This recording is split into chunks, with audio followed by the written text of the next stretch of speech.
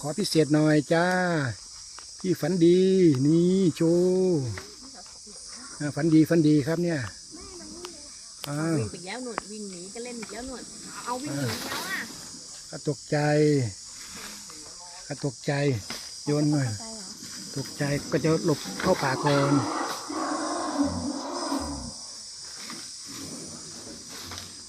มาแล้วมาก็ตกใจเฉยๆตกใจเสียงรถ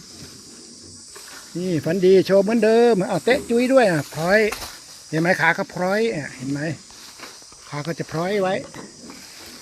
เขาให้รู้ว่าเราถ่ายรูปครับพร้อยเลย